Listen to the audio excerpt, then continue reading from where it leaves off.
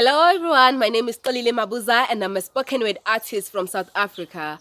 I write and perform poetry, and besides that I'm a designer. I make bags and accessories with rubber.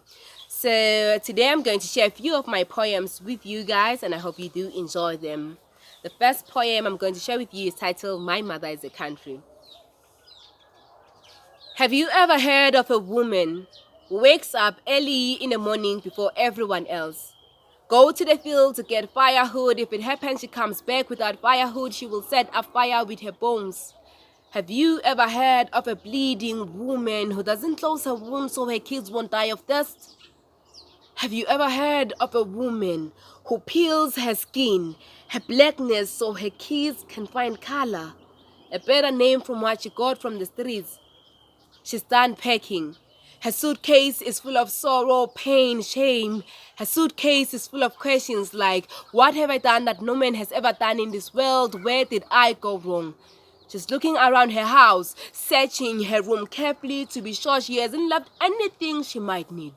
No, it's clear that she packed everything, even those pearls her grandma left her, that small brown suitcase her first husband left behind while chasing other skirts. Yes, she packed that too. She forgot the broken pieces that our father buried in her throat to choke her every time she remembers him. Tears would flood her broken face and wash away the pieces and bury them in her smile.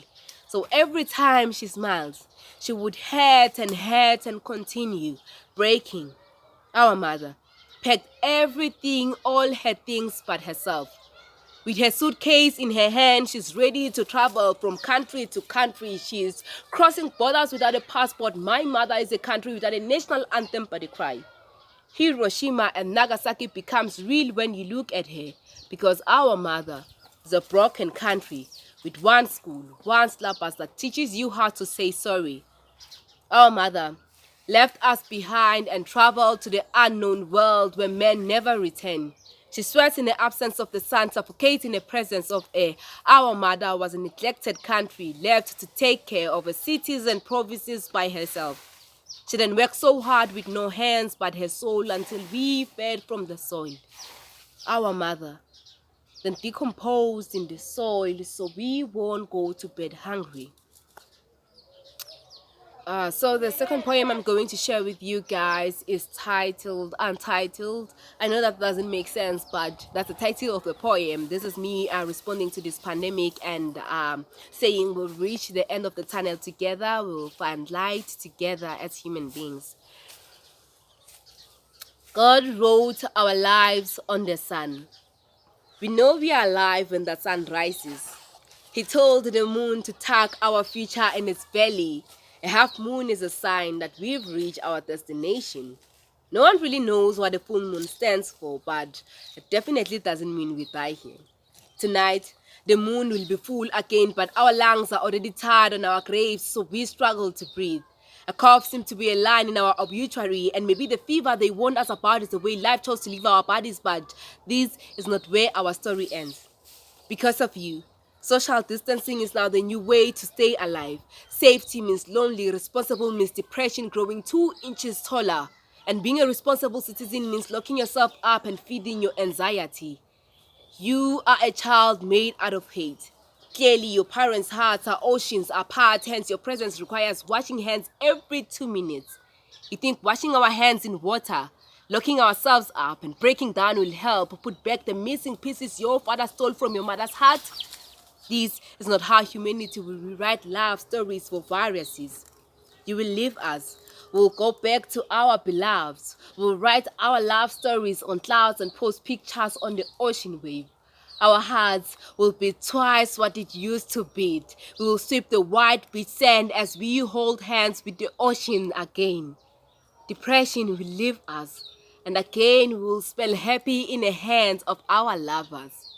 Again, we will spell happy in the hands of our lovers. Yes, we will soon. The last poem is titled Owned to Carers. This is me saying thank you to the frontline workers and using this voice to say thank you on behalf of everyone who wanna say thank you. To the men and women who wear uniform every day, and go to work when everyone else is home. Thank you. To the doctors who call on God and wait for Him to settle on their fingertips. You are everything. You touch bodies with spirit threatening to live. You show the giver of life on your fingertips how lungs are drowning between clouds because they chose to dive in a place where human beings are not even supposed to swim. Hospitals are turned into war zones where people battle to stay alive. Some days life still kiss them goodbye, and your rescue plan goes as far as putting a drip and oxygen on them. You are the soldier that has never left the battlefield. You are the soldier that has never felt the sensation of a gun, yet you never left the battlefield. This is not how you will return to me, God said, patching you light on the spirit. He set the table on your hands where the spirit, soul, and body will toast and reunite. You are the worshipper that this world forgot to give a voice before these warriors held it hostage. You are gentle.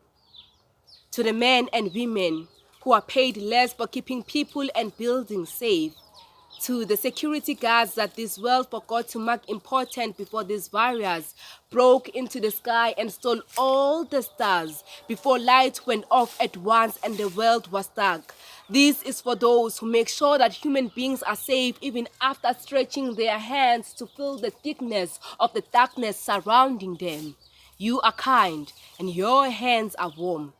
This is for the men and women on retail, those at the bakery and butchery, the cashiers and the woman who's packing groceries at the till for customers. This is for the pricing clerk who makes sure that every item on the till has the right price, the store manager who opens the shop every morning. This is for the men and women who make sure that our stomachs are not filled with gas and that they don't explode from hunger. You are the light that the sun forgot to speak to life. You are beautiful and colorful. You are the magic that this world forgot to tell us about. You are amazing. Thank you. Thank you everyone for staying, and thank you for tuning in. Love and light to all of you.